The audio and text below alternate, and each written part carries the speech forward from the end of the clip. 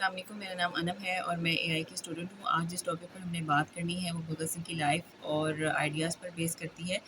بھگت سنگھ وہ جو کہ جنہوں نے بہت سی قربانیاں دی اور ان کی قربانیوں کے پیچھے کیا وجوہات تھی، کیا سگنیفیکنس تھے اور کیا جو ہے وہ فلسفہ تھا، وہ ہم دیکھیں گے۔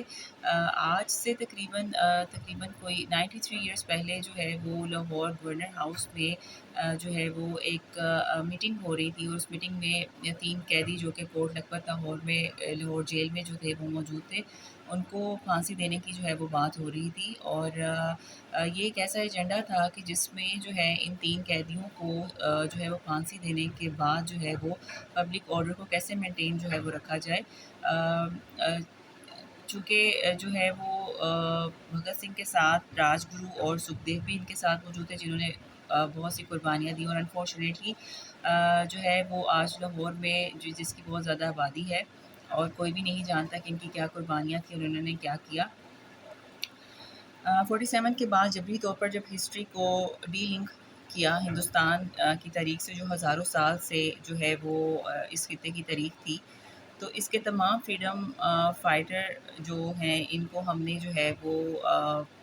فورسفلی جو ہے وہ ریز کر دیا اور اپنی آئیڈیالوجی کو وہاں پر انسرٹ کر دیا، اور تاریخ کا جھوٹ جو ہے وہ پھیلانا شروع کر دیا کہ یہ جو جنہوں نے قربانیاں دی ہیں، یہ سب کانٹیننٹ گوروں کے لیے لڑ رہے تھے، اور لڑتے ہوئے یہ ہمارے لیے انہوں نے نہیں کیا، اور یہ ایک فریڈم اسٹرگل نہیں تھی۔ اس لیے آج اس کا کسی کو علم نہیں ہے۔ 24 مارچ کو جب ڈے جو ہے وہ ڈیسائیڈ کیا گیا ان کو پھانسی دینے کے لیے، تو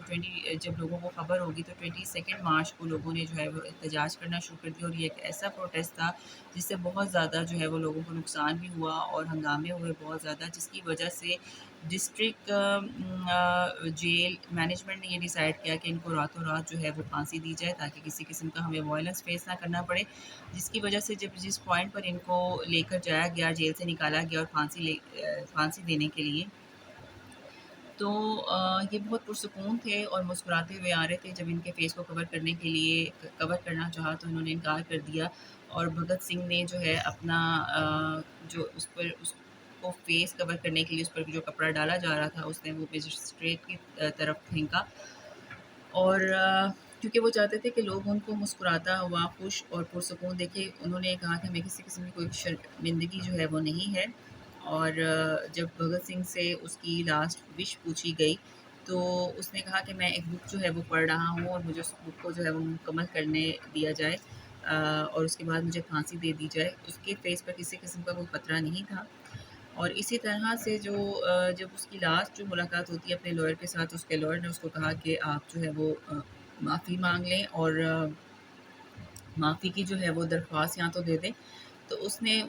اس کے جواب میں یہ کہا کہ میں کسی بھی قسم کا کوئی بھی